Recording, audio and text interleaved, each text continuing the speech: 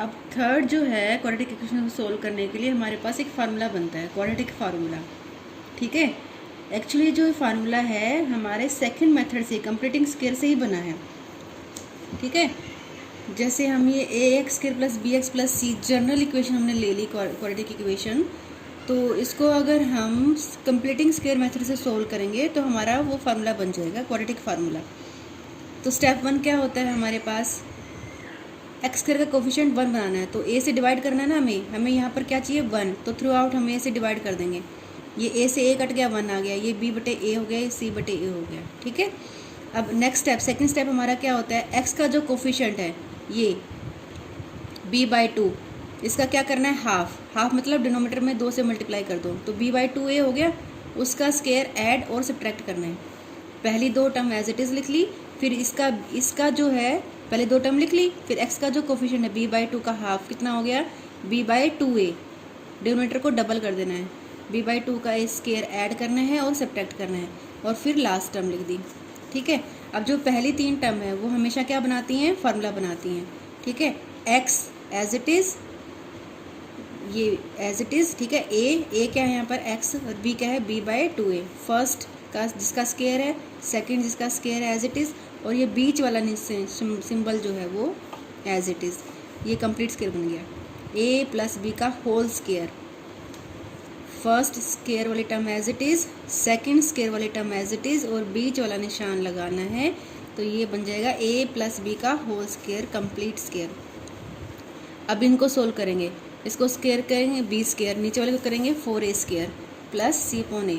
ठीक है, अब इनको राइट साइड में ले जाएंगे, ये प्लस बन जाएगा और ये माइनस बन जाएगा, फिर एलसीएम लेके सोल्व कर लेंगे, 4a स्क्वायर और a का एलसीएम 4a स्क्वायर आ जाएगा, ये बन जाएगा b स्क्वायर, क्योंकि मैच हो गया ना, एलसीएम मैच हो गया तो b square as it is. अब यहाँ पर a से डिवाइड करेंगे तो एक a कट जाएगी, क्या बचेगा 4a को c से मल्टीप्लाई कर देंगे 4ac। ठीक है, अब इसको कंप्लीट स्क्वायर बनाएंगे।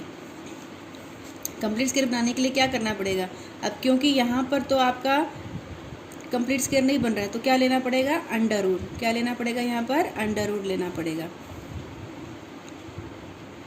ठीक है, अंडर रूट लेंगे क्योंकि यहाँ पर कंप्लीट स्क्वायर नंबर नहीं है, स्क्वायर लिखने के लिए इसको क्या लिखना पड़ेगा अंडर रूट। जैसे आपको अंडर रूट 3 का स्क्वायर क्या होता है 3, ऐसे ही सेम। ठीक है, और नीचे ही 4 किसका स्क्वायर है 2 का, और a स्क्वायर ऑलरेडी दे रखा है आपको, a का होल स्क्वायर हो जाएगा, तो ये किसका होल स्क्वायर हो जाएगा under root b square minus 4ac/2a का होल स्क्वायर। अब क्या करना होता है, हमें स्क्वेयरिंग हटानी होती है। ठीक है, थर्ड स्टेप में हमें यहाँ तक सोल्व करना होता है, दोनों साइड हमें कंप्लीट स्क्वायर बना लिया, फिर हमें स्क्वेयरिंग हटानी है, तो इस टर्म में क्या आ जाएगा प्लस और माइनस आ जाएगा। ठीक है, तो एक अब इसको उधर ले जाएंगे, माइनस b/2 ये हो जाएगा माइनस b/2, क्योंकि इधर प्लस था उधर जाके माइनस हो जाएगा, फिर दोनों को कंबाइन कर देंगे एलसीएम से। ठीक है, एलसीएम से कंबाइन कर दिया, कितना एलसीएम आ गया 2a एलसीएम आ गया, तो क्या बन गया minus b plus minus under root b square minus 4ac। तो ये फार्मूला है जो आपको याद रखना है to solve the quadratic equation, x is equal to minus b plus minus under root b square minus 4ac/2a।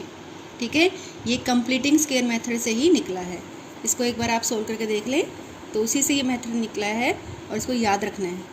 तो इससे हम क्वेश्चन करके देखेंगे। अब देखो क्या फार्मूला था हमारा क्वाड्रेटिक इक्वेशन सोल्व करने का, minus b plus minus under root b square minus 4ac/2a। ठीक है, ए बी से हमें यहाँ से पहचानना है, a एक्स स्क्वायर का कोफिशिएंट, b एक्स का कोफिशिएंट, c कांस्टेंट।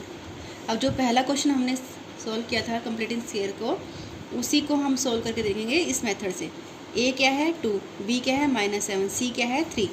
ठीक है, तो उसमें तो हमने क्वेश्चन को कंप्लीट स्क्वायर में चेंज किया था, हम क्या यहाँ क्या कर रहे हैं कि जो पहले से कंप्लीट स्क्वायर में हमें चेंज करके दे रखा है फार्मूला, उसको डायरेक्ट अप्लाई कर रहे हैं।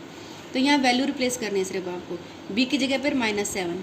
ठीक है, ये माइनस पहले माइनस और फिर b की वैल्यू क्या है -7, क्योंकि 2 माइनस हो गई तो ब्रैकेट में लिखना पड़ेगा, प्लस माइनस b स्क्वायर -7 का स्क्वायर माइनस 4ac, 4 गुना में 2 गुना में 3। ठीक है, तो ये माइनस माइनस क्या बन जाएगा प्लस, -7 का स्क्वायर 49, 4 2 ज़ा 8, 3 ज़ा 24। ठीक है, अब इनको आप माइनस करोगे कितना आ जाएगा 25, तो अंडर रूट 25 इसका स्क्वायर रूट क्या होता है 5। ठीक, अब दो है यहाँ पर, एक प्लस और एक माइनस, तो एक बार प्लस से अलग लिख लेंगे, 7 + 5/4 आंसर आ जाएगा 3, एक बार माइनस से लिख लेंगे 7 - 5/4, आंसर आ जाएगा 1/2। ठीक है, लास्ट में अलग करना है इनको, जब आप पूरा सोल्व कर लोगे ना ये वाली टर्म, तो उसको अलग सोल्व करना है, एक बार प्लस के साथ लेना है और एक बार माइनस के साथ लेना है। तो 3/3 और 1/2 यही हमारे आंसर आए थे ना पहले भी, जब हमने कंप्लीट स्केल से सोल्व किया था तो यही हमारे आंसर आए थे। ठीक है, उसमें हमने इक्वेशन पे कंप्लीट स्केल लगाया था, यहाँ पर हम क्या कर रहे हैं, जो जनरल इक्वेशन पे कंप्लीट स्केल लगा कर जो फार्मूला बना है उसको यूज़ कर रहे हैं। ठीक है, शॉर्टकट। तो अब हम देखते हैं यहाँ पर इस फार्मूले में -b plus minus √b² - 4ac/2, इसमें जो ये टर्म होती है ना अंदर b² - 4ac, इसको बोलते हैं डिस्क्रिमिनेंट। क्या बोलते हैं? डिस्क्रिमिनेंट। तो अगर आपको डिस्क्रिमिनेंट पूछा हो तो इसका मतलब आपको क्या निकालना है, b² - 4ac निकालना है। इसको कैपिटल D से लिखते हैं, कैपिटल D = b² - 4ac। ठीक है, तो इसकी जगह पर हम लिखना चाहें तो -b प्लस माइनस √d/2a भी लिख सकते हैं, और d की वैल्यू आपको अलग से सोल्व करनी पड़ेगी, b² - 4ac। ठीक है, एक और क्वेश्चन में इसको डिस्कस कर लेते हैं। क्वेश्चन 3 का सेकंड पार्ट है। आपको ये दे रखा है 1/x + 4 - 1/x - 7 = 11/30। तो यहाँ देखेंगे हम तो क्वाड्रेटिक इक्वेशन हमें नज़र नहीं आ रही, लेकिन अगर हम इसको सोल्व करेंगे तो हमारी क्वाड्रेटिक इक्वेशन बन जाएगी। ठीक है, फ्रैक्शन में है तो पहला स्टेप क्या नज़र आ रहा है, एलसीएम लेना पड़ेगा हमें, क्योंकि एलसीएम के बिना तो ये सोल्व हो नहीं सकते। तो एलसीएम क्या आ जाएगा, x + 4 × x - 7। ठीक है, तो x + 4 यहाँ पर हो जाएगा कैंसिल, x - 7 मल्टीप्लाई हो जाएगा 1 से। ठीक है, और यहाँ पर x - 7 कैंसिल हो जाएगा, x + 4 जो है 1 से मल्टीप्लाई हो जाएगा, लेकिन क्योंकि बाहर माइनस है तो इस दोनों के निशान बदल जाएंगे, -x - 4। ये ध्यान रखना है यहाँ पर आपको, क्योंकि ये बाहर माइनस है ना, तो जब ये टर्म या ये टर्म सेम ही चीज़ है, जब ये ऊपर मल्टीप्लाई होगी तो इस माइनस से इस दोनों निशान बदलेंगे, x का भी बदलेगा और 4 का भी बदलेगा। इधर क्या है, 11/30। अब यहाँ पर x और ये कैंसिल हो गया। ठीक है, x और -x कैंसिल हो गया, क्या बचा आपके पास, -7 - 4 -11 हो गया। ठीक है, अब यहाँ पर भी क्या है आपके पास, दोनों साइड से 11 बन जाए 11 और 11 बन जाए 11, तो ये क्या बच गया, -1, यहाँ पर भी बच गया 1। अब नीचे वाली जो टर्म्स हैं उसके ब्रैकेट मल्टीप्लाई करनी पड़ेगी, x को x से मल्टीप्लाई किया x², x को -7 से किया -7x, x इन दोनों को 4 और x को मल्टीप्लाई किया +4x, 4 को 7 से किया -7 से -28। ठीक है, अब ये दोनों क्योंकि लाइक टर्म्स हैं, -7x + 4x कितना बन जाएगा, -3x। ठीक है, तो हमारे पास क्या आ गया, -1/x² - 3x - 28 = 1/30। अब क्या स्टेप नज़र आ रहा है। ठीक है, अब इसके अलावा हमारे पास कोई रास्ता नहीं है कि हम इसको क्रॉस मल्टीप्लाई करें। ठीक है, क्योंकि हमें स्टेप दिख रहा है, इसके अलावा हमारे पास कोई जरिया नहीं है इसको आगे बढ़ने का। तो अब 30 इधर मल्टीप्लाई हो जाएगा -30, और ये 1 से मल्टीप्लाई हो जाएगा, x² - 3x - 28। अब उस 30 को उधर ले जाएंगे हम। ठीक है, क्योंकि x² तो हमें पॉजिटिव रखना ही है, तो ये तो सारी सेम से रहेंगी, x² - 3x - 28 ये तो पूरा सेम रहेगा। -30 उधर जाके क्या बन जाएगा, +30। अब क्या हो जाएगा, इसको प्लस करेंगे तो कितना आ जाएगा, -28 + 30 कितना आ जाएगा, 2। तो हमारी क्वाड्रेटिक इक्वेशन बन गई है अब x² - 3x + 2 = 0। ठीक है, तो इस टाइप के क्वेश्चंस में आपको ये एक्स्ट्रा मेहनत करनी है यहाँ तक पहुँचने के लिए।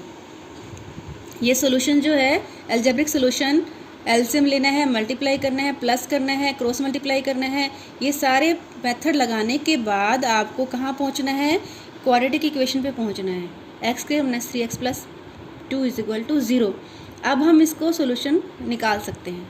अब a क्या है हमारे पास, 1, यहाँ पर x का कोफिशिएंट क्या है, 1। b क्या है हमारे पास, -3, ये b निशान साथ रखना है आपको, -3। c क्या है हमारे पास, 2। ठीक है, अब हम निकालेंगे d। डिस्क्रिमिनेंट हमारा क्या होता है, b² - 4ac। क्या होता है, b² - 4ac। b की वैल्यू -3 -4, a कितना है 1 और c कितना है 2, तो 4 × 1 × 2 हो गया। सोल्व करेंगे, 3 का स्क्वायर 9, ये 4 × 1 = 4, 2 × 8, कितना आ गया 1। ठीक है, अब हम फार्मूले में रख देंगे वैल्यू। तो फार्मूला क्या था हमारा, -b plus minus √d। d की वैल्यू हम पहले सोल्व कर चुके ना, d क्या था हमारे पास डी हमारे पास था बी स्क्वायर माइनस 4ac। ठीक है, इसको हमने सोल्व किया, हमारे पास 1 आ गया ये। इस तो यहाँ पर हमें क्या रखना है, 1 रखना है, और b हमारे पास क्या है, -3। ठीक है, तो यहाँ ध्यान रखना है ये फार्मूले का माइनस है, और ये माइनस b की वैल्यू भी माइनस में आ गई, तो ब्रैकेट में रखना है। ठीक है, तो ये कितना हो जाएगा, माइनस माइनस +3, और √1 क्या होता है, 1 ही होता है। ठीक है, √1 कितना होता है, 1, तो 2 × 1 = 2। तो अब क्या करेंगे, अब इनको अलग अलग करेंगे। एक तो प्लस से अलग कर लेंगे, 3 + 1/2, और एक 3 - 1/2 से अलग कर लेंगे। प्लस माइनस को दोनों को सेपरेट कर लेंगे, तो ये आ गया 4/2, 2 आंसर आ गया। 3 - 1 2, 2/2 आ गया, 1 आंसर आ गया। ठीक है, तो आप यहाँ पर इसको अलग से सोल्व, देखो मैंने यहाँ पे इसको अलग से सोल्व करके यहाँ पर वैल्यू रख दी है। ठीक है, ऐसे भी कर सकते हो, और आप यहाँ पर इसको डायरेक्ट फार्मूले में रिप्लेस करके भी वैल्यू को सोल्व कर सकते हो। ठीक है, जैसे अभी आपको सही लगे, आसान लगे, वैसे आप कर लीजिए। अब हम डिस्कस करेंगे नेचर ऑफ रूट्स। तो रूट्स जो आते हैं, ये 2 रूट्स आते हैं। क्वाड्रेटिक इक्वेशन के कितने रूट्स आते हैं, 2, क्योंकि मैक्सिमम पावर कितनी है, 2 है हमारे पास, x², मैक्सिमम पावर 2 है क्वाड्रेटिक इक्वेशन। तो कितने रूट आएंगे, 2 रूट आएंगे। जितनी पावर होती है किसी भी इक्वेशन की, उतने ही रूट्स आते हैं। तो हमारा जो नेचर्स ऑफ रूट है, सारा डिपेंड करता है डिस्क्रिमिनेंट में। जो हम b² - 4ac निकालते हैं ना, उस पर डिपेंड करता है। b² - 4ac अगर 0 से बड़ा है, ठीक है, जैसे यहाँ पर हमारा 1 आ रहा है, ये 0 से बड़ा है ना, 1। ठीक है, अगर वो 0 से बड़ा है, then roots are real and different. Roots आएंगे रियल नंबर आएंगे। यहाँ पे देखो हमारा आंसर क्या आ रहा है, 2 और 1 आ रहा है ना, दोनों रियल नंबर हैं और दोनों अलग अलग हैं। एक 2 है आंसर, एक 1 है, दोनों आंसर क्या आ रहे हैं, अलग अलग आ रहे हैं। ठीक है, तो जब डिस्क्रिमिनेंट जो है हमारा 0 से बड़ा आता है, पॉजिटिव, ठीक है, क्योंकि हमें इसको अंडरवुड में लिखना होता है, अंडरवुड में लिखना है। तो अंडरवुड में जब हमारा पॉजिटिव नंबर है तभी हम उसकी वैल्यू रख सकते हैं। अगर यहाँ मान लो हमारा -1 आ जाता, तो हम इसका हमारे को अभी तक सोल्यूशन नहीं पता, क्योंकि ये 10th तक नहीं पढ़ाया जाता, ये 11th में पढ़ाया जाता है, कॉम्प्लेक्स नंबर जब अंडरवुड में माइनस आ जाता है। ठीक है, तो आपको क्या करना है, आप सिर्फ अभी रियल नंबर तक डिस्कस कर रहे हैं, तो हमारा यहाँ पर ये पॉजिटिव नंबर होना चाहिए, माइनस नहीं होना चाहिए। ठीक है, तो 0 से बड़ा आना चाहिए, ये 0 या 0 से बड़ा। तो जब ये 0 से बड़ा होता है तब रूट्स रियल होते हैं और डिफरेंट होते हैं, अलग अलग आंसर आएगा आपका और रियल नंबर आएंगे। और जब ये 0 हो जाता है, अगर ये 0 हो गया, ठीक है, तो भी रूट्स रियल रहेंगे और इक्वल रूट्स आएंगे। क्यों आएंगे, देखो मान लो यहाँ पर d की वैल्यू 0 आ जाती, ठीक है, अगर हमारा d 0 हो गया तो हमारा आंसर क्या आएगा, -b + माइनस, ये तो 0 ही हो गया हमारे पास, बटे में 2 है। तो ये प्लस माइनस वाली टर्म ये तो हमारी ख़त्म ही हो गई, क्योंकि 0 भी प्लस करने से कोई फ़र्क नहीं पड़ता, 0 माइनस करने से कोई फ़र्क नहीं पड़ता। तो दोनों रूट जो आएंगे, दोनों x की वैल्यू क्या आ जाएगी, -b/2a। दूसरा आंसर भी आ जाएगा -/2a। ठीक है, कब आता है, जब ये d हमारा 0 हो जाता है, तो रूट हमारे इक्वल आ जाते हैं और हमारा जो आंसर है वो रियल रहता है और इक्वल रूट्स रहते हैं। जैसे मान लो यहाँ पर ये 0 हो जाता, इस क्वेश्चन में मान लो ये हमारा d 0 हो जाता, तो हमारा क्या आता, यहाँ पर 0 बन जाता, 3 + 0 कितना होता है, 3, 3/2 आंसर आ जाता। ये 3 - 0 बन जाता, तो ये 3 - 0 क्या आता है, 3, 3/2 आंसर आता है। दोनों सेम आ गए ना, इक्वल रूट आ गए। ये इक्वल रूट कब आते हैं, जब हमारा d 0 होता है, b² - 4ac 0 होता है। देखो रियल तो है, 3/2 रियल नंबर है, 3/2 रियल नंबर है, दोनों रियल तो हैं, लेकिन दोनों क्या है, इक्वल। ठीक है, तो ये ध्यान रखना है आपका, जब d 0 होता है आंसर रियल नंबर आते हैं और इक्वल आते हैं। जब d 0 से बड़ा होता है रियल नंबर आते हैं और अलग अलग आते हैं, आंसर जो है दोनों अलग होते हैं।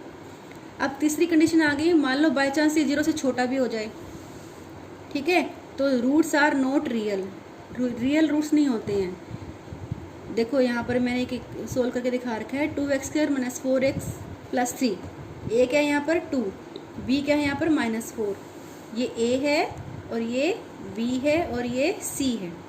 ठीक है, अब हमें क्या निकालना है, d निकालना है, डिस्क्रिमिनेंट b² - 4ac, b का -4 का स्क्वायर 16। अब 4 गुना में A गुना में C कितना आ गया 24। 16 में से 24 गए -8। -8 तो 0 से छोटा होता है ना। तो अंडर रूट में क्या आ गया हमारे पास -8, लेकिन ये तो रियल नहीं है, -8 रियल नहीं है। अंडर रूट में -8 रियल नहीं है, क्योंकि अंडर रूट में माइनस नंबर नहीं आना चाहिए। ये कॉम्प्लेक्स नंबर होता है जो आपको 11th क्लास में पढ़ाया जाएगा, ये रियल नहीं होता है, ठीक है। तो हमें रियल रूट्स नहीं मिला, तो क्या ध्यान रखना है कि अंडर रूट में माइनस नहीं आना चाहिए, ये 0 से छोटा नहीं होना चाहिए। अगर ऐसा है तो रूट्स आर नॉट रियल, तो आपकी क्लास में इसका सोल्यूशन नहीं है। 10th क्लास में इट हैज़ नो सोल्यूशन, ये ध्यान रखना है। जब अगर ये माइनस आ जाता है तो आपको क्वेश्चन सोल्व नहीं करने हैं, आपको सिर्फ लिखना है नो सोल्यूशन, ठीक है। आपको सोल्यूशन कब निकालना है, इन 2 कंडीशंस पे निकालने हैं। अगर वो 0 है, अगर वो 0 से बड़ा है, अगर वो माइनस में आ गया है तो उसको सोल्व नहीं करना है। ओके, ध्यान से क्वेश्चंस करना।